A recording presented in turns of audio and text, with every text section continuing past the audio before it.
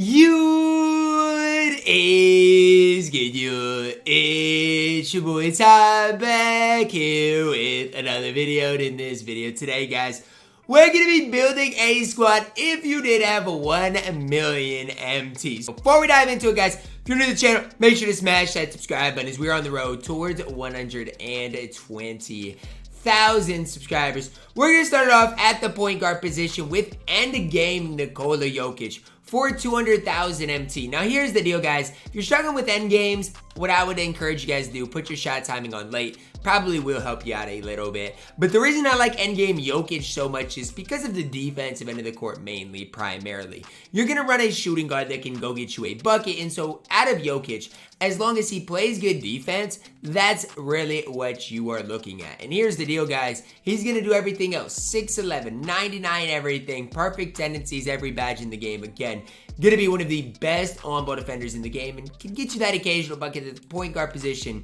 Giannis is probably the only guy I'd prefer it to Jokic. Shooting guard position, endgame Paul George. Now, 286, too much, okay? Don't pay over 200,000 MT for this card. If he is that much, maybe you look to give it like a Jimmy Butler at the 2, somebody like that. I do think at the shooting guard, you will be able to get Paul George for like 200,000 MT. And that's why I'm telling you guys to plug in. Paul George right now is my favorite shooting guard in the game. And if you get one at the right time, you're going to be able to do it for 200,000 MT. You guys can look. My endgame Paul George has played quite a few games for me. You guys can see what he has done in general. And I mean, it's just been pretty effective, pretty efficient all the way around. I love Paul George about as much as anybody in my team for 200,000 MT. Good luck finding much better at that shooting guard position. Small forward position, we're plugging in Dark Matter Bobo. No, sadly, not the endgame Bobo, who I personally absolutely love. We're plugging in the cheap Bobo, the Bobo that you can go out for, what, 40,000 MT and a pickup for you and your specific squad. Here's the deal with Bobo, guys. This Bobo for 40,000 MT, you can find one with extra Hall of Famers, whatever. He's going to be able to shoot the ball, play great defense, just do everything you need a small forward to do. And again, for 40,000 MT, good luck. 7'2", perfect release, good speed, good defense, good defender. Maybe not the best on-ball defender in the entire game, but everything else that Bobo can do on the court. Power forward position, similar to Bobo, we're plugging in Dark Matter Kristaps Porzingis, whose price continues to go way down.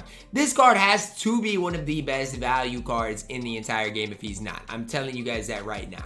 KP is a card that I absolutely love. And again, for 15,000 MT, good luck finding better than KP. Can shoot the ball better. Basically, the way I would describe this KP is a 7'3" version of Bobo. Him and that and interdimensional, I believe, Bobo are basically the same exact cards. Both have the same release. Both gonna shoot the ball well. Both gonna play great defense. It's a matter of preference between the two. I'm telling you, play them both. Play Bobo at the 3, KP at the 4, and you ultimately are going to have a lot of success.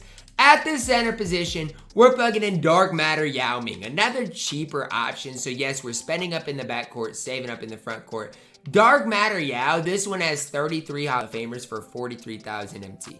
Good luck finding much better than this Yao. Again, I'm not trying to sit here and just gas Yao, but again, you're looking at a Yao with 33 Hall of Famers for cheap with a diamond shoe. I mean, good luck getting much better than Yao in my team. Tall, lengthy, 7 feet tall, or 7'6", I should say. Has an 80 rated 3-ball, decent speed, lateral quickness. If you need, or if you're just looking to compete in my team, I feel like having a guy like, or a front court with Bobo, Porzingis, and Yao is a good starting place because you got 3 guys above 7'2" in your lineup. And across the board, you go Jokic, PG, Bobo, KP, Yao. I think that lineup looks really, really solid as far as the starting lineup is concerned. Now to the bench unit. I know I talked about Jimmy with that starting lineup at the shooting guard position. Here we're going to plug him in at the point guard, the backup point guard position, Jimmy or Luka, whichever one is cheaper because they're the exact same player. For 200 or for 150, 200,000 MT. Again, a lot of the end games, it's hard to tell exactly what they're going for, but I do think you can, make it happen. You guys can see Luka right now, 133,000. just plug him in instead of Jimmy, right? You guys can see PG I had down for 200,000 MT. Right now, 155. It really does depend on when you get these specific cards. But again, Luka for 133,000 MT is nearly a must pick up, a great option, and just plug Luke in. You know, him or Jimmy, it doesn't matter. 6'7", good frame. Obviously 99s across the board, every badge in the game. At 6'7", they can be your primary ball handler with the bench unit. But beside them, alongside them, I'm plugging in Dark Matter Radiant Tracy McGrady, whose price continues to decline. Here's the deal, guys. If you want the guy with the best release in my team, or the easiest release to green in my team, T-Mac's your answer. 10,000 MT, 6'8", good frame, great defender. I'll never talk bad about T-Mac. I mean, you can't talk bad about him, because what can T-Mac not do? Oh, well, he's not the best defender of the game. Yeah, you're right, but he's 6'8". That's a good frame. That's a good starting place for him. He's got a lot of Hall of Fame defense, not a lot of Hall of Fame defensive badges, but the important ones, right? Menace, Clamps, Glove, Off-Ball Pass, Challenger, some Anchor, some really solid Hall of Famers, as well as his release is super easy to time, super easy to green, and he gets some of the best animations in my team. I really do like and appreciate T-Mac in my team, and is a card that throughout the course of this year, his longevity has been up there with the rest. Trace McGrady for 10,000 MT has to be in the 1 mil squad builder. Small forward position, I said it the other day, I like Galaxy Opal Thurl Bailey more than the new Poku card, and I mean it. This Thurl Bailey card is as good as any other card you can plug in here for 5,000 MT, 7,000, whatever his price is at this moment. I'm still taking him. 6,000 MT, that's fine. 6'11", 95 3-ball, good driving done, good ball handle, 90s across the board defensively. Name the flaw in Thurl Bailey. Oh wait, I like his release more than Poku. I like his animations more than Poku. If you want to plug in Pokachevsky here, you guys do it. For me, I like Thurl Bailey more. I have more success with Thurl Bailey, and I'm comfortable with Thurl Bailey. So I'm going to keep plugging him in nearly every squad builder that we do have. Another guy you guys definitely could look to plug right in here is Big Z, right? I didn't really plug him in or talk too much about Big Z, but I feel like if you can get a Big Z with even extra Hall of Famers, he is a really, really solid option that we need to talk about and are going to in this video. Again, you can find a Big Z with like 30-ish Hall of Famers. It's tough to beat that. Again, that's just kind of my opinion on things. You can get one for relatively cheap with, let's say, like, again, 30 Hall of Famers for 40,000 MT. That's tough to beat 30 Hall of Famers for 30,000 MT. Good luck beating that. Big Z, another guy that I definitely do love. Power forward position, we're plugging in Dark Matter Endgame Kareem Abdul-Jabbar. Right now, I got 200,000 MT down. He could go for a little bit more, and if he does, pick up D-Rob, pick up Shaq instead. Again, a lot of these guys are very similar to each other. You just got to plug in whichever one you personally could like more. Even Dirk at the 4, you could plug him in here as well. I think Kareem's the best option. He's the tallest, 7'2", gonna have a great frame that I really do love in my team. And for 200,000 MT, I am more than happy to run Kareem right there. And at the center position, this one shouldn't surprise you guys, but I feel like it might surprise some people.